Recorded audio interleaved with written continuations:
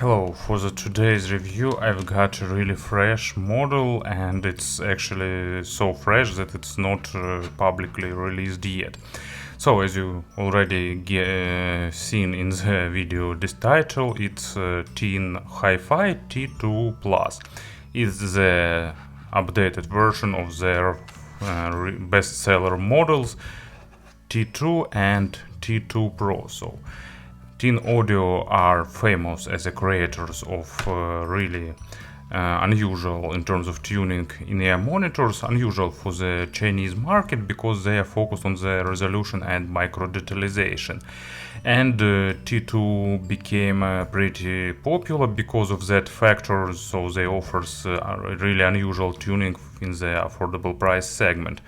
I got this model without any retail packaging, so I will skip unboxing part, I will skip accessory set description.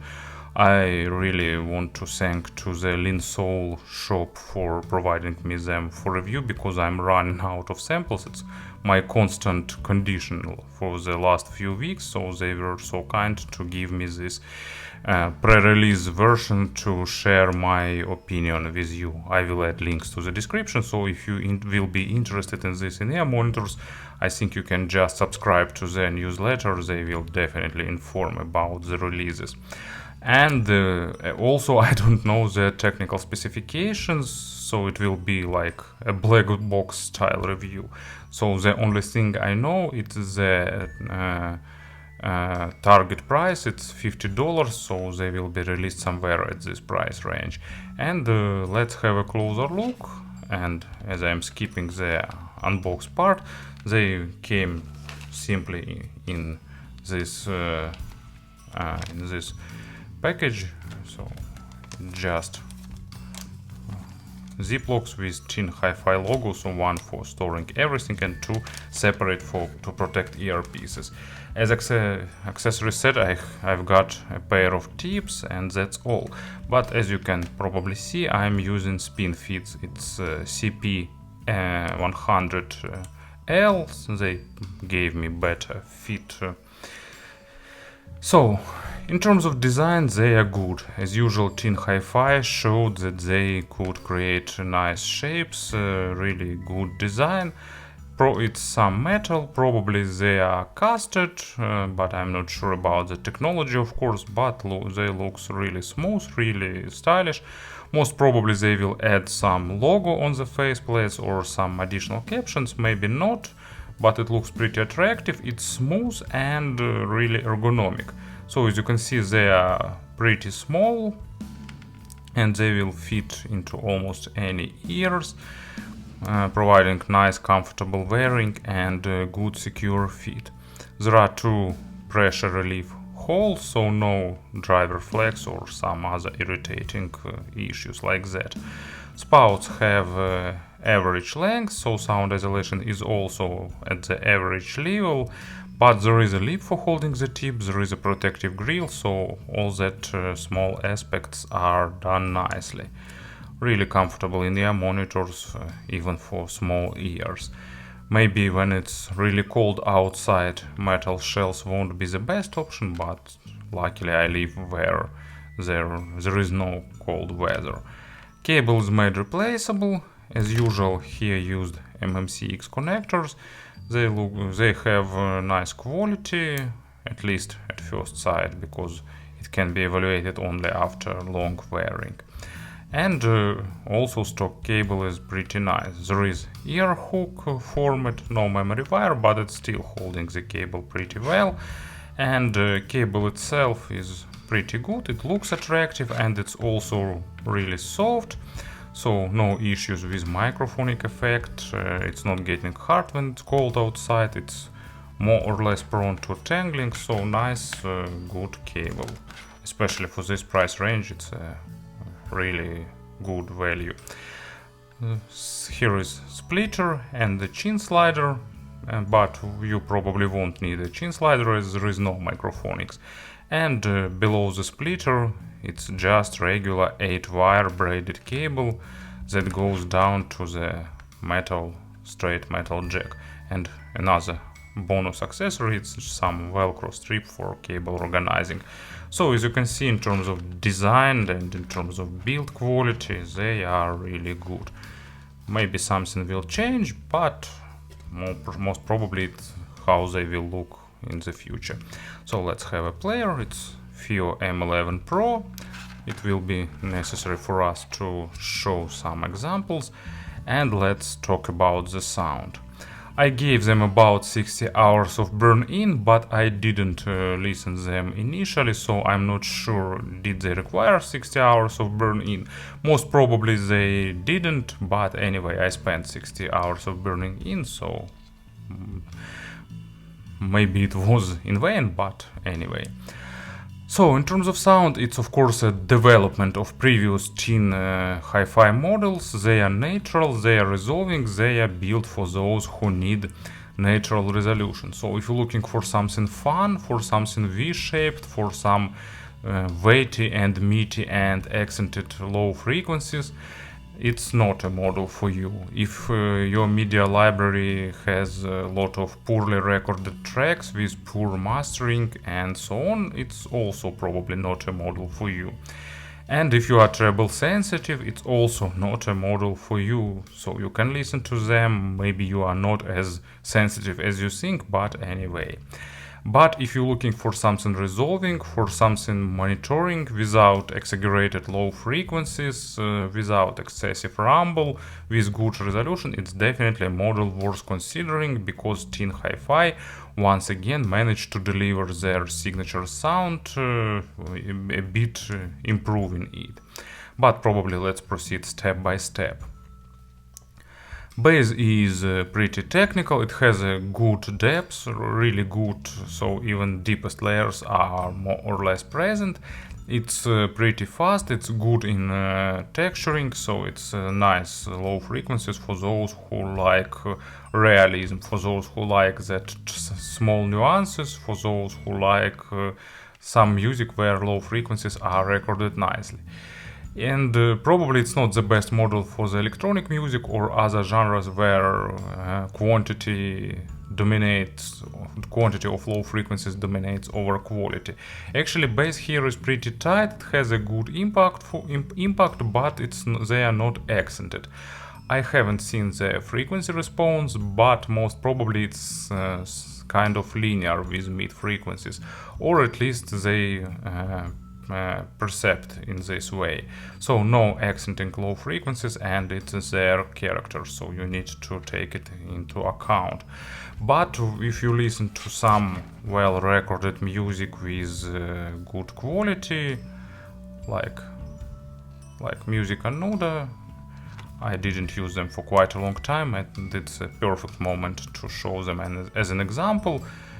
Any single track will be okay, but when I drink, it's also just a good example of their style. So here present acoustic double bass, and this in-ear monitor is trying to deliver you all that tiny nuances, all that resonances, all that sense of realism that this instrument has. So they are pretty efficient. Of course, they are not as resolving and as focused on the detalization as balanced armature models, especially expensive ones, but still for the dynamic drivers and for the inexpensive dynamic drivers, they are pretty nice. And of course, thanks to the dynamic driver nature, they still have some body and weight.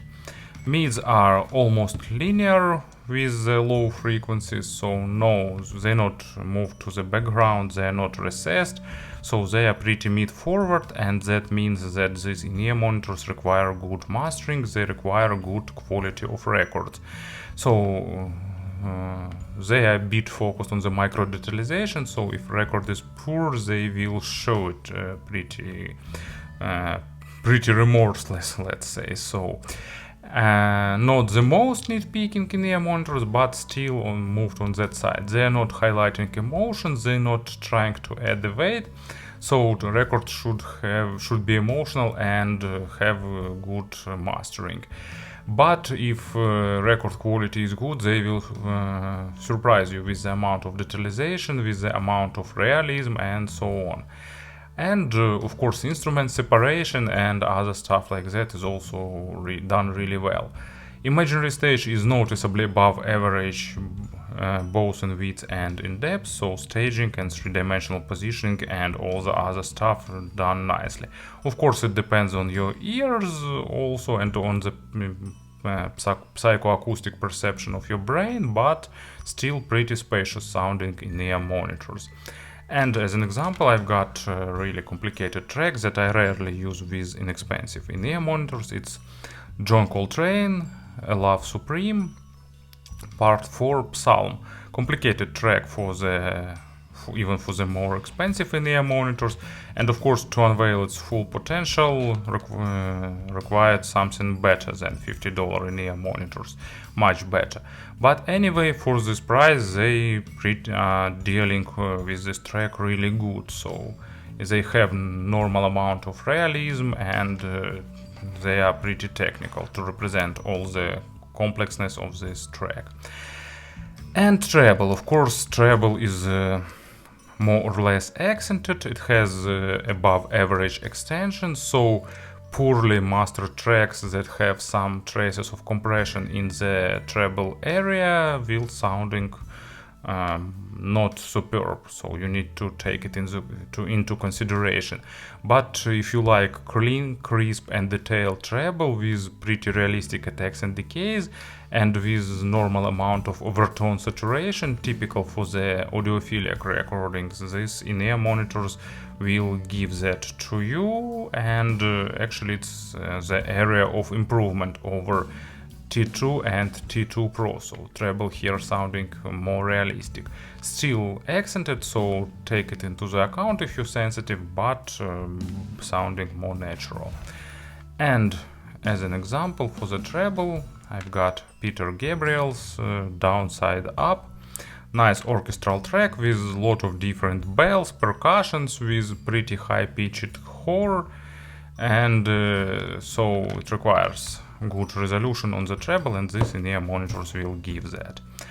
As for pairing, I don't know their impedance, I don't know their sensitivity. They are more or less average in this aspect, because I use M11 Pro with 64 as on the volume dial, so it's also average, and of course it's low gain, so they're not too tough to drive, not too easy, so they're not nitpicking, so no big issues with background noise with them, so I assume that it's just a regular dynamic driver. I'm not sure actually, even maybe they are some kind of hybrid, but they not sound like hybrid. Most probably it's just TinHiFi regular dynamic driver, but tuned in a better way. Speaking about the comparisons, there is not much sense in doing that, because they are focused on the micro detalization, and in this price range there is no much models that can be compared with them. You know, typical hybrid models like TRN V90 or I don't know, KZ ZSX sounding less weighty on the mids and on the treble, more thin and thinner, and actually a bit less natural because of the inexpensive ballast armature they use, but even a bit more focused on the micro detalization and other type of tuning in this price segment. It's like TFZ, they are a bit more tuned to the weighty sound, and of course models like TRN or ZSX, they have more low frequencies, so they are more bassy.